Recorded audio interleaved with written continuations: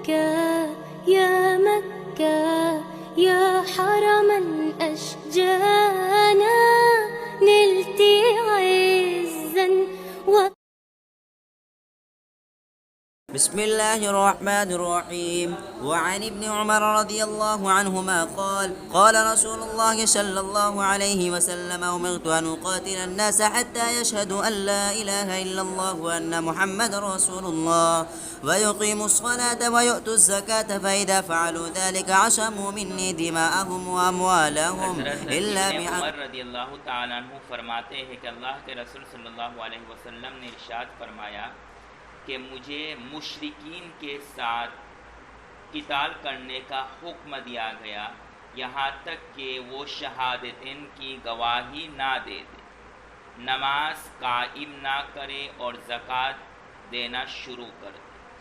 پس جب ان لوگوں نے یعنی مشرکین نے یہ کام کر لیا تو مجھ سے ان کا خون اور مال محفوظ ہے، مأمون ہے، مگر جب کہ اسلام کا کوئی حق ان سے متعلق ہو جاوے، مگر جب کہ اسلام کا کوئی حق ان سے متعلق ہو جاوے تو اب مأمون نہیں ہے، اب محفوظ نہیں ہے، اور ان کا حساب اللہ کے حوالے۔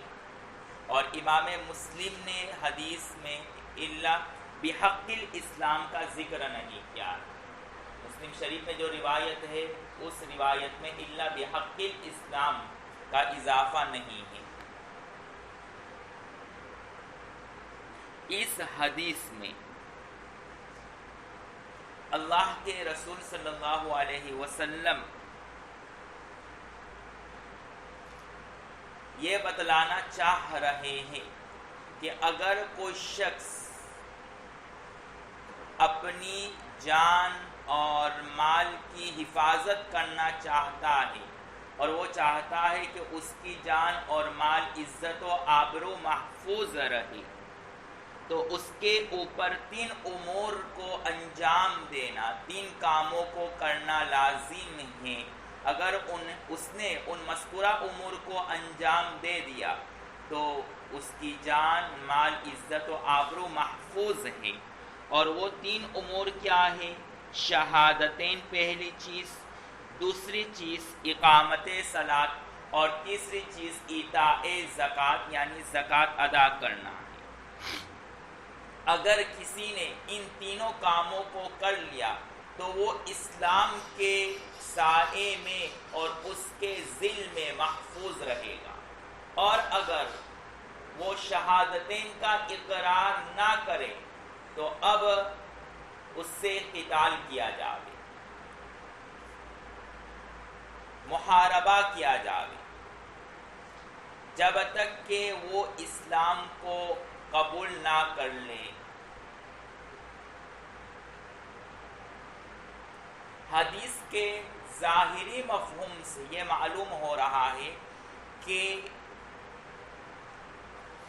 مشرکین اور کفار جب تک شہادتین کا اقرار نہ کرے، جب تک اسلام قبول نہ کرے، ان سے قتال کیا جاوے۔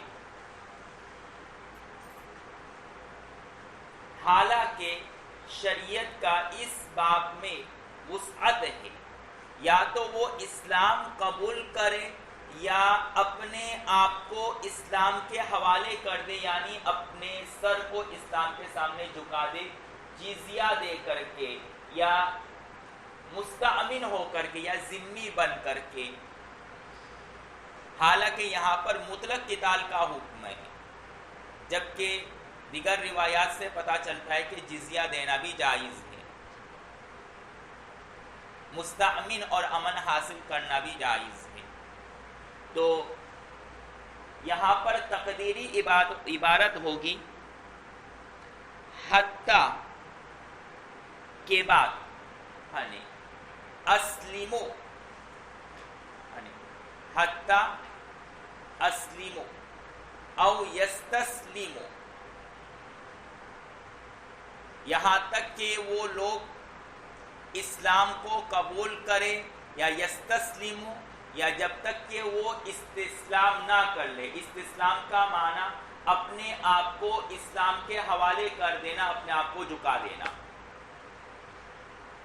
قتال کا مقصود جان لینا یا کسی کو زبردستی اپنے مذہب کو بدلنا مقصود نہیں ہے، بلکہ قتال کا مقصود اعلاء کلمت اللہ ہے، اللہ کے نام کو بلند کرنا. جہاں بھی شریعت مطہرہ میں قتال کا حکم ہے یا نبی نے قتال کا حکم دیا ہے تو وہاں قتال کا مقصود کسی کی جان لینا نہیں ہے. قتال الگ چیز ہے، قتل الگ چیز ہے. قتال کے معنی ہے محاربہ کرنا، جھگڑا کرنا. تو شریعت قتل کا حکم نہیں دے رہے بلکہ قتال اور محاربہ اور جھگڑے کا حکم دے رہے، یعنی ان سے محاربہ کرو، بحث و مباحثہ کرو کہ وہ یا تو اسلام قبول کرے یا پھر اسلام کے سامنے اپنے سر کو جھکا دے اور اسلام کی سرفرازی کو تصدیق کرے. اب سوال یہ ہوگا کہ قتال کا مقصود اعلاء کلمت اللہ ہے، تو کیا ہر ایک پر لازم ہے کہ کلمے کا اعتراف کرے یا تو اسلام قبول کر کے یا اپنے آپ کو مستامن اور ذمی بنا کر کے؟ اسلام میں اتنی شدت کیوں ہے؟ یہاں پر بھی ظاہری طور پر شدت محسوس ہو رہی کہ قتال کیا جائے گا جب تک کہ ہر ایک شخص اپنے آپ کو اسلام کے حوالے نہ کر دے یا اسلام قبول نہ کرے. تو اس کا سیدھا سادہ جواب یہ ہے کہ جب کوئی چیز برحق ہو تو اس میں نرمی نہیں برتی جاتی ہے بلکہ شدت برتی جاتی ہے. یہی ہر عدالت میں، ہر سرکار میں یہ اصول نافذ ہوتا ہے کہ جب سرکار اور عدالت میں حقانیت ثابت ہو جاوے تو چاہے پوری پبلک اس بات کو ماننے کے لیے تیار نہیں ہے پھر بھی اس حکم کو نافذ کیا جائے گا. اور اب حال کیا ہے؟ حق بات تو دور، ناحق ہے پھر بھی اس کو تسلیم کروایا جاتا ہے کہ آپ کو یہ تسلیم کرنا پڑے گا. تو اللہ کا واحد ہونا، اللہ کا خالق ہونا، یہ ایک ایسی حقیقت ہے کہ سب کو تسلیم کرنا پڑے گا اور اس حقیقت میں رتی برابر شبہ نہیں ہے. لہذا جب یہ بات 100% حق ہے تو اس میں رتی برابر نرمی نہیں بلکہ شدت برتی جاتی ہے، اس لیے کہ حق کے سامنے نرمی نہیں بلکہ شدت ہوتی ہے. اور یہ ہر گھر کا، ہر سرکار اور ہر قانون کا اصول ہے. جب دنیاوی قانون میں حق کے سامنے شدت برتی جاتی ہے تو جو حقیقی قانون بنانے والی ذات یعنی اللہ کی ذات ہے، اس کے قانون اور اس کی نظر میں اسلام اور اللہ ہی موحد ہے اور برحق ہے، لہذا وہاں نرمی نہیں برتی جائے گی بلکہ شدت سے معاملہ اور کام لیا جائے گا. تو یہاں پر شدت اس لیے نہیں برتی گئی کہ مقصود کسی کی جان لینا یا کسی کو تکلیف دینا ہے، نہیں، بلکہ حق بات سامنے آ گئی پھر بھی وہ اس حق بات کو تسلیم نہیں کر رہے، ضد پر اڑا ہوا ہے، تو ہم بھی ضد پر اڑے ہوئے. یا تو قبول کرو یا اپنے سر کو جھکا دو، بس دو آپشن ہے آپ کے پاس. اور اس میں بھی کتنی وسعت دی گئی، یعنی زبردستی آپ کے مذہب اور دھرم کو بدلنے کا حکم نہیں دیا گیا، بلکہ یوں کہا کہ ٹھیک ہے آپ کو اپنے مذہب پر رہنا ہے تو رہو، لیکن جو اسلامی قوانین ہے اس کو تو آپ کو فالو کرنا پڑے گا، جو اصول ہے معاشرے کے. کیوں؟ اس کی بھی وجہ ہے کہ اس سے پہلے ادیان کے جو اصول ہے وہ تحریف شدہ ہے اور وہ جامع نہیں ہے. جبکہ یہ آخری امت ہے تو اس امت کے لیے جو اصول بنائے گئے معاشرے اور دنیا کے نظام کو چلانے کے لیے، وہ ایک ایسا جامع اصول ہے جو کسی مذہب نے پیش نہیں کیا. زنا کے، حدود کے، تعزیر کے، بے و شیرہ کے اصول، تمام اصول کو اول تا آخر دیکھے تو ان اصولوں پر اگر کوئی پابندی کر لے تو دنیاوی نظام میں چین سکون آ جائے گا. اور آج بھی کئی ایسے مغربی ممالک ہیں جو غیر متعصب ہیں وہاں کے لوگ، تو وہ خود اس بات کو تسلیم کرتے ہیں کہ اگر اسلامی اصولوں کو فالو کیا جائے تو دنیا میں چین سکون اور امن قائم ہو جائے گا. آج سب سے بڑا مسئلہ دنیا میں ہے غریبی اور عورتوں کی حفاظت. عورتوں نے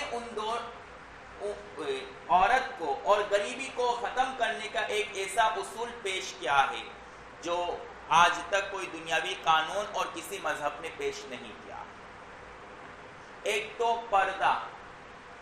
پردہ ایک ایسی چیز ہے جس میں عورت مأمون اور محفوظ ہے، اس کی عزت اور جان محفوظ ہے. کوئی اس کی طرف بری نظر سے نہیں دیکھ سکتا ہے، اس لیے کہ پردے کے پیچھے بوڑھی یا جوان یہ فیصلہ کرنا مشکل، اس لیے کوئی جلدی چھیڑے گا نہیں. ممکن ہے کہ چھیڑے اور بوڑھی عورت نکلے. بات سمجھ میں آ رہی ہے جی. لیکن آج کیا پتی پڑھائی جا رہی ہے کہ مرد اپنی نظر نیچی کرے، یعنی اپنی نظر کو پاک کر لے، یہ پڑھایا جا رہا ہے آج. اس کے لیے صرف ایک واقعہ کافی ہے. انگلینڈ میں ایک صاحب نے سڑک پر اپنا خزانہ رکھ دیا اور اس کے اوپر ایک چھپا ہوا کیمرہ.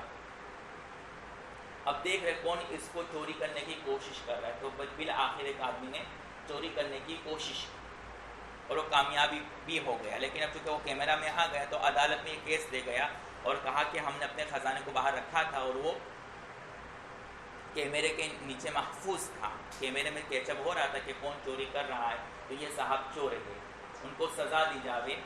تو قاضی نے عدالت میں یہ فیصلہ کیا کہ چور کو اس کی چوری پر مؤاخذہ نہیں ہوگا، اس لیے کہ مالک کی ذمہ داری تھی کہ اس کو منظر عام پر اپنے خزانے کو نہ رکھے بلکہ محفوظ جگہ پر رکھے، اور اس نے اس اصول کے خلاف کیا ہے. اس وجہ سے یہاں پر گنہگار اور قابل گرفت یہ مالک ہے نہ کہ چور. جب ایک عام دنیاوی خزانے میں دنیا والے یہ اصول مانتے ہیں کہ اپنے خزانے کو گھر میں محفوظ رکھنا چاہیے، تو شریعت کی نظر میں عورت ایک خزانے سے بھی بڑھ کر کے ایک چیز ہے، تو اس کو محفوظ رکھنا چاہیے. یا یوں کہا جائے کہ تم اس کو محفوظ رکھو. عورت خود اپنی ذات کو محفوظ رکھنی پڑے. مردوں کو نہیں کہا جائے کہ اپنی نظر کو نیچی کرو، اور مان لے کہ مردوں کو کہے لیکن پھر بھی بلا قصد نظر پڑ گئی اور اس کی بھی اور آپ کی بھی خراب ہو گئی تو مسائل خراب ہو جائیں گے. دوسری بات، آپ کا دل صاف ہے یا نہیں، اور آپ عورت کو بہن سمجھ کر کے دیکھ رہی ہے بلا پردہ، تو یہ زبانی طور پر تو محسوس ہو سکتا ہے یہاں آپ ہماری بہن ہیں یوں ہے پھولا، لیکن دل ہی دل میں کیا گل کھلا رہے ہو اللہ ہی بہتر جانے. یہ فیصلہ کرنا بہت مشکل اور متعذر ہے.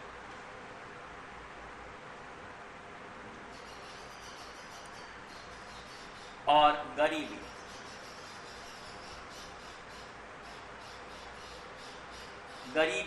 کرپشن، رشوت، اسی طریقے سے لوگوں کے مالوں کو ہڑپ کر لینا، یہ آج عام چیز ہو چکی ہے.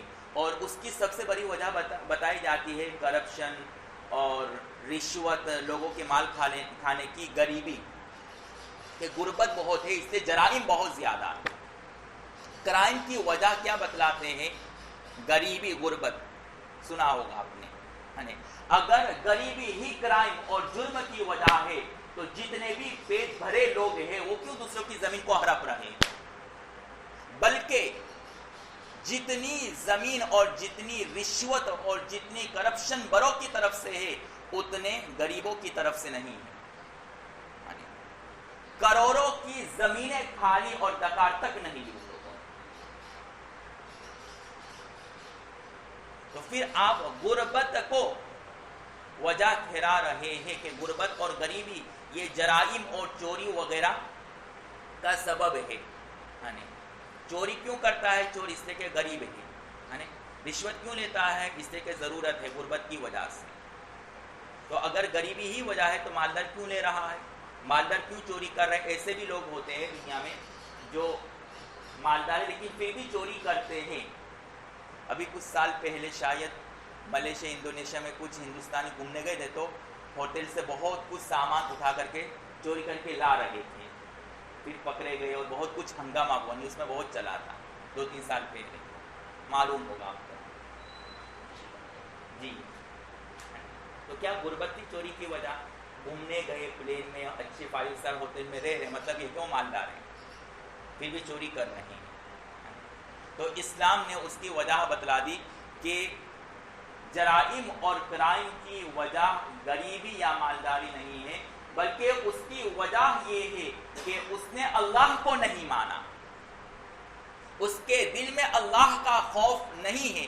اگر انسان کے دل میں ہے کہ مجھے کوئی دیکھ رہا ہے، میرا کوئی خالق ہے، تو وہ ہر جرم سے محفوظ رہے گا. یہی وجہ ہے کہ صحابہ کے زمانے میں کوئی کیمرہ نہیں، کوئی چور، کوئی پولیس نہیں، پھر بھی وہ اپنے آپ کو گناہوں سے محفوظ رکھتے تھے. اور جب ان سے پوچھا جاتا کہ اب تو وہ فلاں شخص نہیں رہا جو آپ کا مؤاخذہ کرے، تو کہا کہ اگرچہ عمر نہ رہے یا فلاں صحابی نہ رہے یا فلاں خلیفہ نہیں رہے، لیکن اللہ تو ہے. ان کے گھروں میں شراب تھا، کون دیکھنے آتا کہ وہ شراب پی رہا ہے، لیکن پھر بھی ان متبوں کو توڑ دیا. کیا وجہ تھی؟ ان تمام جرموں سے بچنے کی وجہ یہی تھی کہ ان کے دلوں میں خدا کا خوف تھا. اسی وجہ سے اسلام نے اس جگہ پر آ کر کے بہت شدید موقف اختیار کیا ہے کہ یا تو اسلام قبول کرو یا اسلامی اصول کی پاسداری کرو، تب ہی اس دنیا کا نظام چل سکتا ہے. اس کے علاوہ کوئی آپشن نہیں آپ کے پاس. لیکن اللہ نے ہم سے یہ نعمت چھین لی، حکومت، جہاں بڑے عیاش ہو جاتے ہیں اور اللہ کے دیے ہوئے خزانوں کو صحیح طریقے سے استعمال نہ کرے بلکہ اپنی عیاشی میں اس کو استعمال کرنے لگے، تو اللہ مسلمانوں سے اسلامی حکومت چھین لیتے ہیں.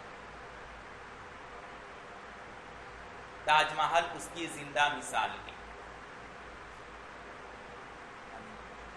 مسلمانوں کا خزانہ تھا، پوری قوم کا خزانہ تھا، لیکن اس خزانے کو ایک قبر بنانے کے لیے صرف کیا گیا.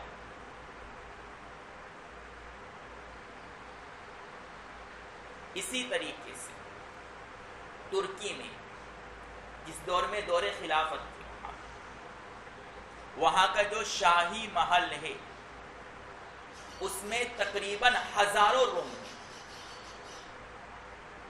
اور ہر روم ایک مستقل محل کے درجے میں ہے.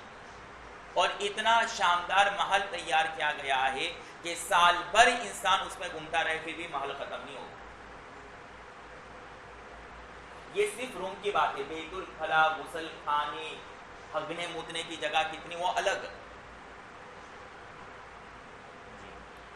پلس بادشاہ جس روم میں رہتے ہیں طرح طرح کی تصویر مختلف ملکوں سے، یہاں تک کہ عورتوں کی ننگی تصویریں بھی موجود ہیں بالکل اوپن. اب جب اتنا عیاش ہو جاوے تو ظاہری باتیں ہیں کہ اللہ کی طرف سے مؤاخذہ ہوگا، وہ حکومت چھین لی جاتی.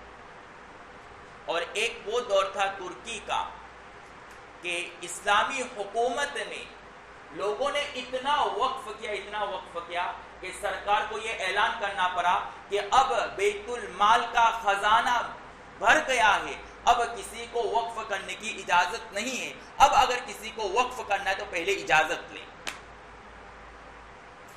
اور ایک خاتون نے کہا کہ میرے پاس اتنے کروڑوں روپے ہیں، میں وقف کرنا چاہتی ہوں، تو اب کیا کرے؟ تو کہا کہ سارے مسلمانوں سے غربت ختم ہو گئی، جتنے کام تھے سب جو انسانی کام تھے وہ سب حقوق ادا کر دیے گئے، اب ہمیں ضرورت نہیں ہے.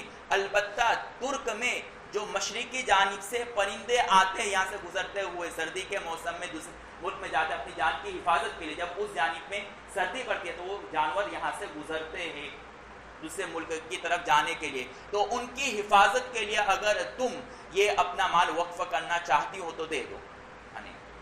کتنا امن کا دور ہوگا کہ سارے انسانوں کے حقوق ادا کر دیے گئے، اب جو مال آ رہا ہے وہ جانوروں کی حفاظت کے لیے استعمال ہو رہا ہے. تو یہ خدا کا اصول اور دستور رہا ہے، اور نبی بھی اسی اصول اور دستور کو قائم کرنے آئے کہ یا تو اسلام قبول کرو یا اس کے زیر سایہ اپنے سر کو جھکا دو.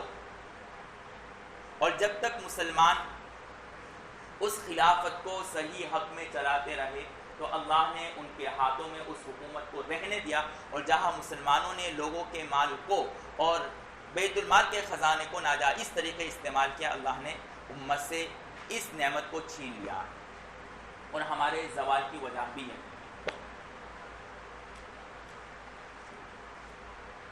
بہار اسی طریقے سے کلکتہ کسی زمانے میں فرسٹ نمبر پر اور ٹاپ نمبر پر ہوا کرتا بزنس اور تجارت میں. جی، بہار ہی کے معنی سرسبزی ہریالی، جہاں خوشحالی ہو. بہار کا معنی ہی یہی مولوی صاحب، اس کی وجہ تسمیہ بھی یہی ہے. بہار کی وجہ تسمیہ جہاں خوب خوشحالی ہو. اب کیوں وہ خوشحالی بدحالی میں بدل گئی، اس کے پیچھے ایک بہت بڑی لمبی کہانی،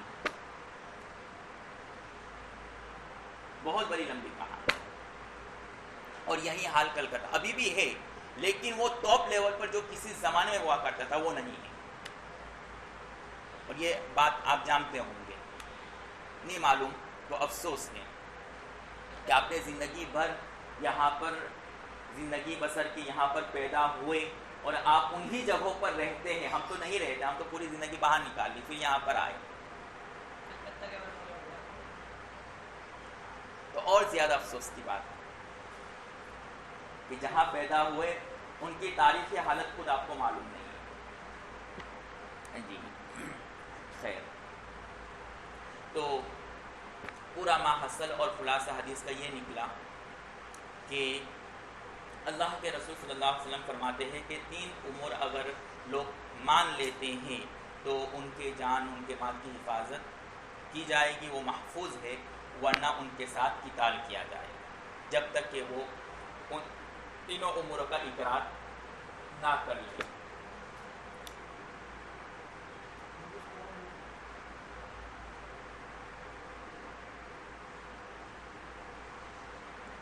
حدیث میں اقامت صلاۃ اور ایتاء زکوٰۃ پر اکتفا کیا گیا ہے، حج اور دیگر ارکان کا ذکر نہیں کیا گیا. اس کی سب سے بڑی وجہ، اس کے کئی جوابات دیے گئے، لیکن سب سے تشفی بخش جواب یہ ہے کہ اللہ کے رسول صلی اللہ علیہ وسلم یہاں پر اسلام کے قبول کرنے کی دعوت دے رہے ہیں، ارکان اسلام کو بتلانا مقصود نہیں ہے. تو اس حدیث میں ارکان اسلام کو بتلانا مقصود نہیں ہے، بلکہ یہ بتلانا مقصود ہے کہ جو شخص اسلام قبول کر لے تو اس کی جان اور مال محفوظ ہے. اور اس کی علامت کیا ہے کہ اس نے اسلام کو قبول کرا؟ تو اللہ کے رسول صلی اللہ علیہ وسلم فرماتے ہیں کہ اس نے شہادتین کا اقرار کر لیا اور نماز اور زکوٰۃ وغیرہ کو ادا کرنے لگ جاوے تو اب سمجھ لو کہ اس کے اندر مسلمان ہونے کی علامت پائی گئی، اب وہ محفوظ ہے، اسے قتال نہیں کیا جائے گا.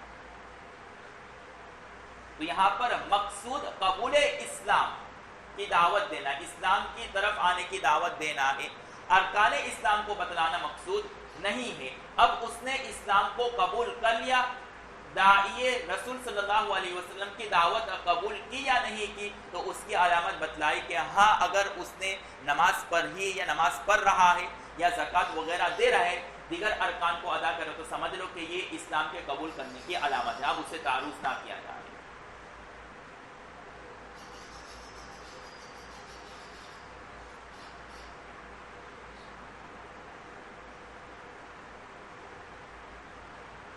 وَيُقِيمَ الصَّلَاةَ، یہاں تک کہ نماز ادا نہ کرے ان سے قتال کیا جائے. مفہوم مخالف سے کیا سمجھ میں آ رہا ہے کہ اگر نماز ادا کر لیتا ہے تو قتال نہ کرے، اور اگر نماز ادا نہیں کرتا ہے تو اب اس سے قتال کیا جائے گا۔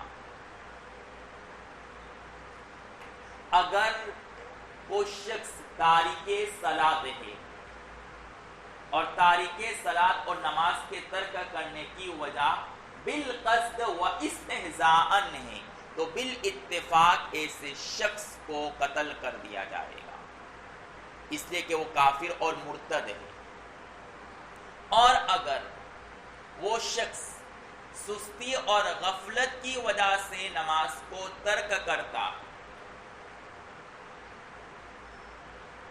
اور ترک صلاۃ کو گناہ سمجھتا ہے تو اب کیا ایسے مسلمان کو قتل کیا جائے گا یا نہیں؟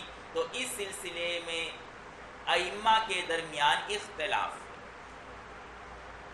امام احمد بن حنبل رحمۃ اللہ علیہ کے نزدیک تارک صلاۃ کو قتل کیا جائے گا مرتد ہو جانے کی وجہ سے۔ دیکھیں دو صورت پیش کی، ایک تو وہ ہے جو بالقصد نماز کو چھوڑتا ہے اور استہزان چھوڑتا ہے، یعنی نماز کا مذاق اڑاتا ہے کہ نماز کوئی عبادت ہے، تو اسلام اور دین اور شریعت کے ایک رکن یا ایک امر کی توہین کرنا، استہزاء کرنا یہ انسان کو کفر میں داخل کر دیتا ہے، اس نے بالاتفاق ایسے شخص کو تو قتل کیا جائے گا۔ بس اگر کسی نے مسواک کی بھی توہین کی کافر، لیکن واقعات اس نے توہین کی یا نہیں کی یہ ہر ایک کا کام نہیں ہے فیصلہ کرنا، یہ قاضی اور مفتی کا کام ہوتا ہے۔ دوسری چیز، نماز کو ترک کر رہا ہے بالقصد نہیں، سستی اور غفلت کی وجہ سے، اور ترک صلاۃ کو گناہ سمجھتا ہے، تو اب اس سلسلے میں مشائخ کے اختلاف ہے۔ امام احمد بن حنبل فرماتے ہیں کہ مرتد اور کافر ہونے کی وجہ سے اس کو قتل کیا جائے گا۔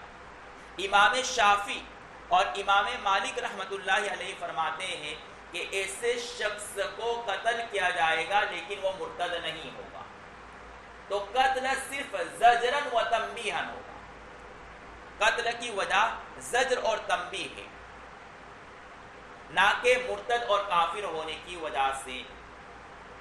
اور امام ابو حنیفہ رحمۃ اللہ علیہ فرماتے ہیں کہ نہ زجرن اس کو قتل کیا جائے گا اور نہ ہی وہ مرتد ہوگا، بلکہ اس کو جیل خانے میں ڈال دیا جائے گا جب تک کہ وہ توبہ نہ کر لے، اور ہر نماز کے وقت اس کے اوپر کوڑے برسائے جائیں گے۔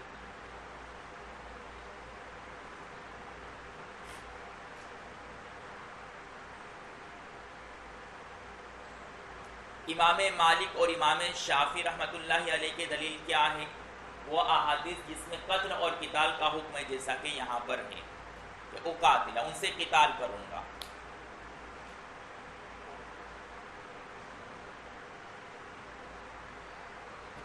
اور مرتد ہونے کا اور کافر ہونے کا استدلال امام احمد نے کس سے کیا ہے؟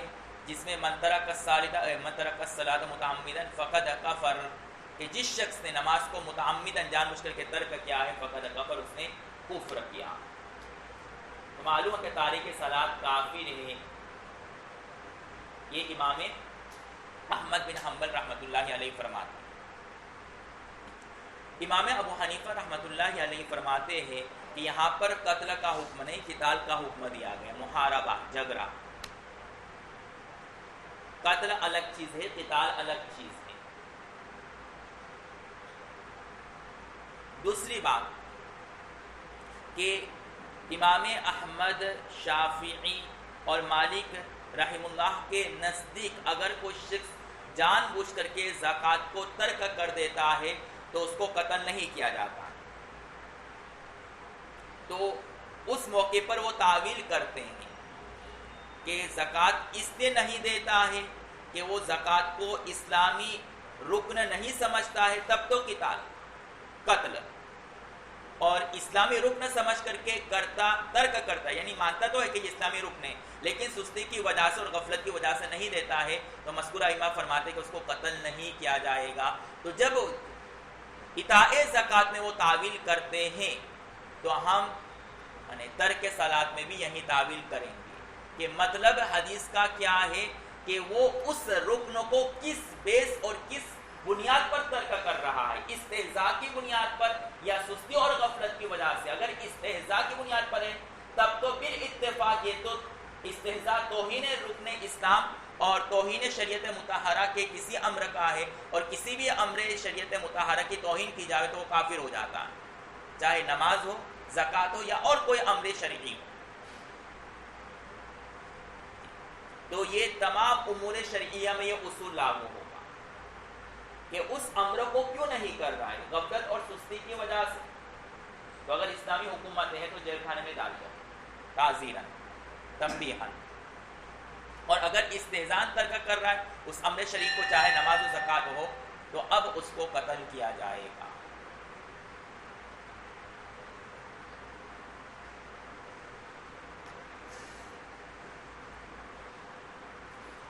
اگر اس نے مذکورہ امور کو انجام دیا اور اسلام کو قبول کر لیا تو اللہ کے رسول فرماتے ہیں کہ ان کے مال اور جان کی حفاظت مجھ سے محفوظ ہے مگر حق اسلام سے۔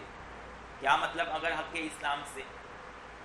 یعنی اگر کوئی شخص مسلمان ہو جاوے یا جزیہ دے کر کے ذمہ یا مستأمن بن جاوے تو اس کے اوپر لازم ہے کہ تمام اسلامی حقوق اور اصول کو ادا کرنے۔ یہاں پر حق الاسلام سے اسلامی اصول مراد ہے۔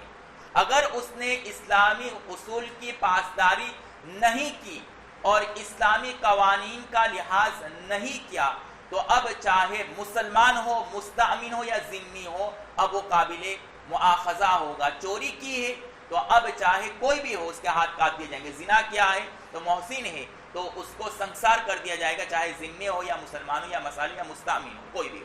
یہ مطلب ہے الا بحق اسلام کا، اور ان کا حساب اللہ پر ہے۔ ان کا حساب اللہ پر ہے کا مطلب کیا ہے کہ اگر اس نے اسلام کے قانون کی خلاف ورزی کی ہے اور وہ لوگوں کے سامنے مخفی رہا، ظاہر نہیں ہوا، تو اب وہ دنیاوی طور پر تو بچ گئے لیکن اخروی طور پر اس کا حساب اللہ کے وہاں ہوگا۔ اس سے معلوم ہوا کہ اسلام اور شریعت مطہرہ ظاہر پر حکم لگاتی ہے، باطن پر نہیں۔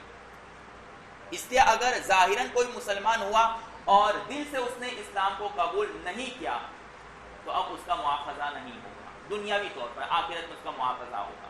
یہی وجہ ہے کہ منافقین کو اللہ کے رسول نے کبھی ان کی گرفت نہیں کی، کیوں؟ وَحِسَابُهُمْ عَلَى اللَّهِ۔